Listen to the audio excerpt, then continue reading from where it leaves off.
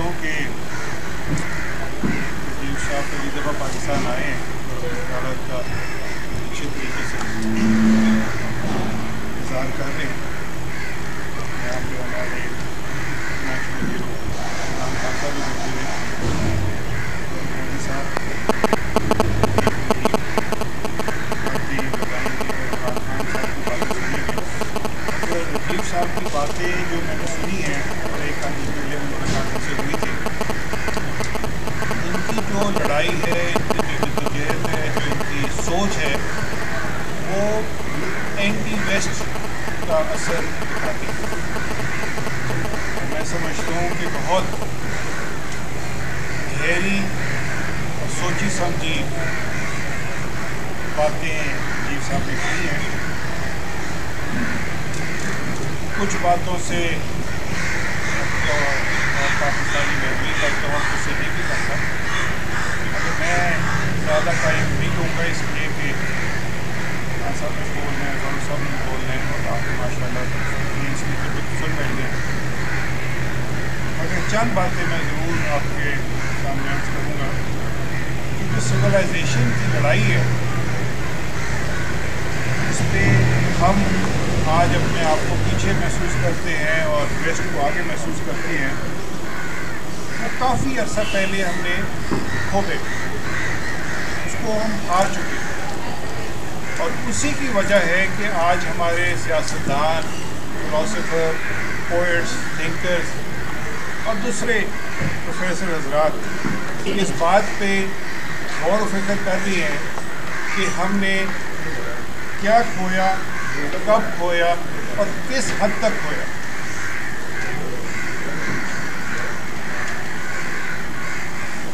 وہ کہتے ہیں ڈونٹ ٹرائی اوور اسپیکٹ, کہ اگر آپ کا نقصان ہو جائے تو آپ اس پہ ہوئیں تو اس کا نقصان پورا نہیں ہوتا. تو میں سمجھتا ہوں کہ یہ کہنا کہ ہم اس جد و جہد کو لے کے چلیں گے اور ویسٹ کو اس کی اپنی طاقت اور سویلائزیشن اور عبور جو اس کو حاصل ہے بہت سی چیزوں میں, اس کو ڈیفیٹ کر دیں گے, تو یہ ممکن تو ضرور ہوگا مگر بہت لمبی لڑائی لمبی ہو یا بہت مشکل ہو. نجیب صاحب کے سامنے میں ایک بات کروں گا جو سجیشن ہے کہ لڑائی ہمیشہ ٹیکٹ سے, اسٹریٹجی سے, ہتھیاروں سے, عقل سے لڑی جاتی ہے. اور ہر لڑائی کے جو ٹیکٹ ہے, اس کے جو ہتھیار ہیں, مختلف ہوتے ہیں.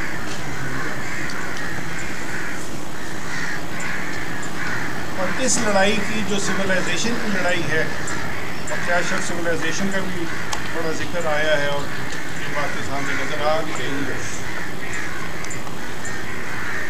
جو سویلائزیشن کی لڑائی ہے وہ دو ہتھیاروں سے لڑی جاتی ہے. پہلا ہتھیار جو ہے وہ ہے نالج, ایجوکیشن, اویئرنیس. ان ہتھیاروں سے آپ لڑائی کا آغاز کرتے ہیں. اور اگر آپ نے سویلائزیشن کو بڑھنے سے روکنا ہے تو آپ کے پاس صرف ایک ہتھیار ہے, وہ ہے لینگویج. اگر آپ ویسٹرن سویلائزیشن کی لینگویج بلاک کر دو, اس کا بائیکاٹ کر دو, تو کچھ عرصے کے بعد وہ آپ کی سویلائزیشن میں پینیٹریٹ نہیں کر سکتے. میں مثال دوں گا چائنا کی. چائنا میں ہر ایک بندہ چائنیز بولتا ہے. اس سے آپ انگریزی بولو اس کو سمجھ نہیں آتی, وہ انگریزی ٹی وی دیکھتا ہے اس کو سمجھ نہیں آتی, وہ انگریزی گانا سنتا ہے, خبریں سنتا ہے, اس کو سمجھ نہیں آتی. اس کی ساری ریسرچ چائنیز میں, چاہے وہ انگلش کی کتابیں یا ویسٹ کی کتابیں یا فرانس کی کتابیں بھی لیتا ہے, اس کو کنورٹ کرتا ہے وہ چائنیز میں. اور اپنی سویلائزیشن میں وہ پینیٹریٹ نہیں ہونے دیتا کوئی ایسی چیز جو وہ چاہتا ہے کہ اس کی سویلائزیشن یا اس کی نیشن کے لیے مثبت نہیں, پازیٹیو. میں سمجھتا سمجھتا ہوں کہ لڑائی سویلائزیشن کی ان ہتھیاروں سے اگر لڑی جائے اور ایک نیشنل لیول پہ اویئرنیس لیڈرز میں آئی جائے تو میں سمجھتا ہوں کہ لڑائی کی پیریڈ چھوٹا ہو جائے گا اور اس سے ہم بہت کچھ بہت جلدی حاصل کر سکتے ہیں. ورنہ آپ ان کی لینگویج میں بھی رہو, ان کے کلچر کو بھی سمجھو اور اس کو روکنا بھی چاہو تو میں سمجھتا ہوں کہ یہ نیئر ٹو امپاسبل ہے. کیونکہ جب تک آپ برائی کا راستہ نہیں روکو گے یا اس انفلوئنس کا راستہ نہیں روکو گے جس کو آپ نہیں چاہتے, تو وہ انفلوئنس ہمیشہ آپ کو کسی نہ کسی انداز پہ کرتے رہتا ہے. تو ایک تو یہ بات.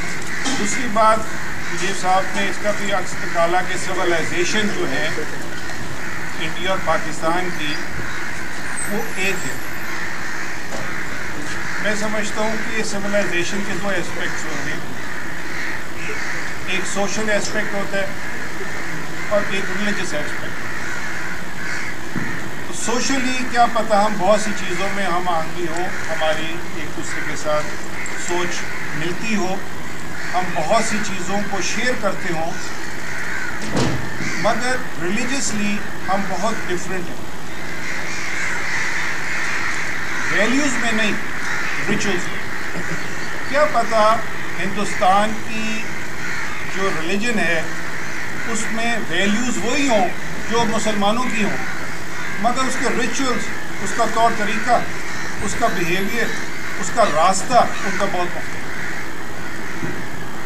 تو جب تک بہت سی چیزیں ہارمونائز نہ کر سکیں, ہم اس کو اکٹھا کرنا اس سے پہلے کہ یہ ساری فنڈامنٹل چیزیں ٹھیک نہ ہوں, تو میں نہیں سمجھتا ہوں کہ یہ پھر ایک اور نیا کلچر کلیش کی طرف جائے گا. اور جو انہوں نے ایک بات بڑی اچھی کی کہ ہم ایک ہی ملک تھے, تو میں سمجھتا ہوں کہ وی ور one nation before 47. Now we are a country without a nation. تو یہ باتیں جو ہیں اس سے اکثر یہ نظر آتا ہے کہ ہمارے جو حکمران تھے, اپنے لیڈر تھے, ان کی ذمہ داریاں پوری نہیں ہوئی, نہ انڈیا میں نہ پاکستان. اور انڈیا میں حالانکہ 1947 میں لینڈ ریفارم کے ساتھ جمہوریت عام ہوئی اور پختہ ہوئی اور رگوں میں گئی سوسائٹی کے, مگر ان کے بھی کوئی حالات بہتر نہیں ہے جمہوریت حوالے سے. سوشلی انہوں نے اتنا پروگریس نہیں کیا جتنا ان کو جمہوریت کا سفر لے جاتے ہوئے ان کو پہنچا سکتی تھی. تو میں سمجھتا ہوں کہ سسٹم خراب نہیں ہوتا, چاہے وہ ڈکٹیٹرشپ ہو, چاہے وہ Islamic way of style of governance ہو, یا ویسٹرن وے آف گورننس ہو, ڈیموکریسی ہو, کمیونزم ہو. خرابی چلانے والوں میں ہوتی ہے. سسٹم کو آپ اچھے سسٹم کو بھی ٹھیک کر سکتے ہیں, اور اگر برا سسٹم ہے اس کو بھی ٹھیک کر سکتے ہیں. کہنے کا مقصد یہ ہے کہ اگر چلانے والا, اس کا حکمران, اس کا پالیسی میکر وہ کرپٹ ہو, تو کسی کی بھی سسٹم کو موڑ توڑ کے وہ اپنے حق میں, اپنے فائدے کے لیے اس کو استعمال کرے. تو آج اگر سویلائزیشن ہماری پسماندہ ہے, بیکورڈ ہے, اور ہم نے اتنی ترقی نہیں کی,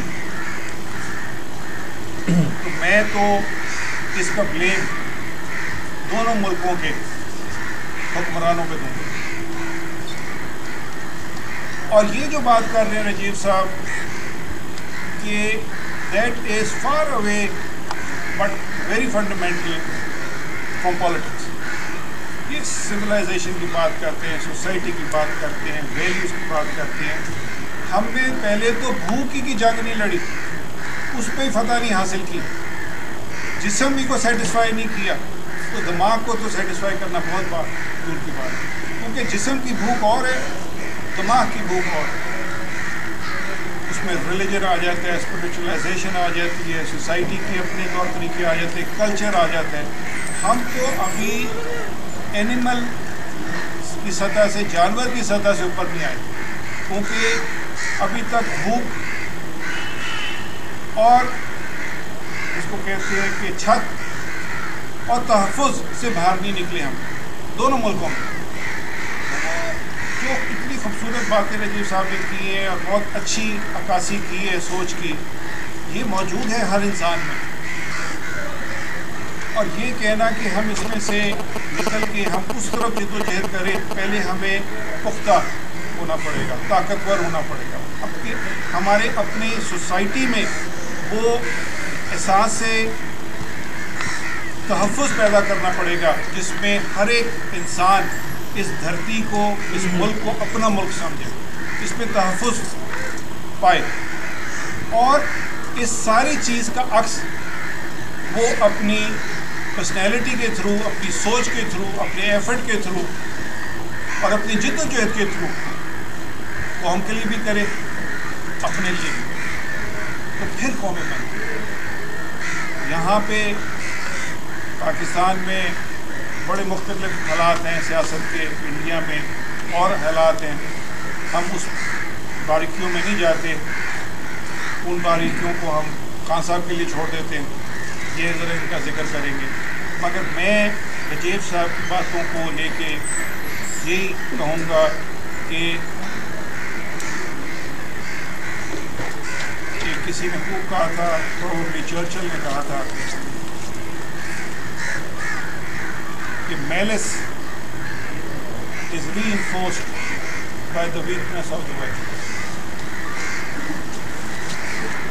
کہ برائی اس وقت چھاتی ہے جب اچھے لوگ گھروں میں رہ جاتے ہیں. تو جب تک اچھائی سامنے نہیں آئے گی، اچھے لوگوں کا ایک جگہ اکٹھا ہو کے ایفرٹ کرنا نہیں ہوگا، چاہے وہ کسی سطح پہ ہو، سیاست میں ہو، سوشلی ہو، کلچرلی ہو، اسپریچولی ہو، تو میں سمجھتا ہوں کہ برائی حکمران رہے گی اور اچھائی محکوم رہے گی. تو ان اچھائیوں کو اکٹھا کرنا سوشل لیڈر کا بھی کام ہے، پولیٹیکل لیڈرز کا بھی کام ہے، کلچرل لیڈرز کا بھی کام ہے، ریلیجس لیڈرز کا بھی کام ہے، اور سوسائٹی کے انٹلیکچوئل لیڈرز کا بھی کام ہے. We don't need I think more political leaders than social leaders. آج سوشل لیڈرز کی زیادہ ضرورت ہے، کیونکہ خصوصاً پاکستان میں اور انڈیا میں بھی ضرور ہوگا جتنا ہمیں پتہ ہے کہ لوگ آج سیلف سینٹرڈ ہو گئے. اسٹیٹ کی پالیسی کی وجہ سے، سوسائٹی کی اتاؤ چڑھاؤ کی وجہ سے، سوسائٹی میں جو انڈر کرنٹس ہیں ان کی وجہ سے لوگ سیلف سینٹرڈ ہو گئے. وہ دیکھتے ہیں کہ ہمارا بھلا کس میں ہے. یہاں تک لوگ مثال دیتے ہیں مذاق میں، دس از آف دا ریکارڈ، کہ کوئی کہتا ہے کہ جی آپ نماز پڑھیں گے تو کہتے ہیں کتنے پیسے دیں گے. دھوپ میں کھڑے ہوئے ہیں چھاؤں میں کتنے پیسے دیں گے. ہر ایک چیز میں وہ کہتے ہیں. یہاں تک کہ ہم نے جو چلائی ہے اس میں کام کر رہے ہیں تو ہم نے کئی لوگوں کو کہا کہ آپ کیوں نہ اتنا حصہ، مطلب پیسوں سے نہیں، آپ کھڑے ہو جائیں آپ، اور آپ ادھر آ کے صرف لوگوں کو بتائیں کہ میں بھی اس کاز کے ساتھ ہوں. تو یقین ماننا، حالانکہ اس کے کوئی پیسے نہیں لگ رہے، اس کی کوئی ایسی ایفرٹ نہیں لگ رہی جس سے وہ محسوس کرے کہ وہ لوز کر رہے ہیں، تو وہ صاف کہتے ہیں کہ بڑے صاحب ہمارا کیا فائدہ، سانو کی لبے گا، ہمیں کیا فائدہ ہوگا. یہ خان صاحب بھی اس پہ کمنٹ کریں گے کیونکہ ان کو بھی ایکسپیرینس میرے سے بہت زیادہ ہے اس بات کا. لوگ تصویر کھنچانے کے لیے بہت سی باتیں کر دیں گے، اپنے آپ کو نمایاں کرنے کے لیے بہت سے ایفرٹ کر دیں گے، اور یہ سارا پروسیس میں ان کو بلیم نہیں کرتا. وہ سوسائٹی وہ کہتے ہیں نا، personality is the product of environment. اگر جو پرسنالٹیز بن گئی ہیں وہ انوائرمنٹ کی وجہ سے بنی، حالات کی وجہ سے بنی، حالات بنانے والے کوئی اور ہے. تو السام آپ باتیں تو بہت ہیں اور اس کو اتنی لمبی ہے، جتنی لمبی سویلائزیشن کی ہسٹری اتنی لمبی ہم باتیں کر سکتے ہیں. مگر میں سمجھتا ہوں کہ ویسٹ کی اچھی چیزیں اپنانی چاہیے، اس کے اچھے خیالات اپنانے چاہیے، اس کی اچھی ریسرچ اپنانی چاہیے، اور اس کی جتنی بھی مثبت باتیں، پازیٹیو باتیں، ان کو آپ اپنائیں۔ یہ اپنے اندر ہندو پاکستان یا انڈیا پاکستان کی سویلائزیشن نے ڈیسائیڈ کرنا ہے، جس میں ریلیجن بہت بڑا پارٹ پلے کرے گی۔ آج اگر ویسٹرن سویلائزیشن کہیں رکاوٹ محسوس کرتی ہے تو وہ دھرم کی وجہ سے کرتی ہے کہ انڈیا کا جو دھرم ہے، جو پاکستان کا ریلیجن ہے، مذہب وہ اس میں بہت بڑی رکاوٹ ہے۔ میں مولوی کو سلوٹ کرتا ہوں آج کہ مولوی ایک اتنا پازیٹیو پارٹ پلے کر رہا ہے ان اے کنزرویٹو وے، ایک بہت ان دا سینس کہ دقیانوسی طریقے سے وہ پازیٹیو پارٹ پلے کر رہا ہے کہ آپ کے ریلیجن کو اس نے ولیجز میں، چھوٹے علاقوں میں، شہروں میں الائیو رکھا۔ بہت کم امیر لوگ حافظ قرآن ہوتے ہیں، بہت کم۔ جتنی میجورٹی غریب لوگوں کی ہے وہ ڈونیٹ کرتے ہیں اپنی اولادوں کو ریلیجن کے لیے اور پھر آگے۔ حالانکہ بہت سی ریلیجن میں جو ہماری باتیں ہیں، جو ہمارا پازیٹیونیس ہے، جو اس میں پروگریسو اور جو ماڈریٹ سوچ ہے، وہ ابھی سامنے نہیں آئی۔ مگر جب اچھے لوگ، پڑھے لکھے لوگ مذہب کو پڑھیں گے، سمجھیں گے اور ان مولویوں کی جگہ لیں گے جو ولیج سے اٹھ کے ریلیجن کا ٹھیکیدار بنا ہوا ہے، اس کو ریپلیس کریں گے۔ جب انسٹیٹیوشنز بنیں گے، جب ریلیجس انسٹیٹیوشن جدھر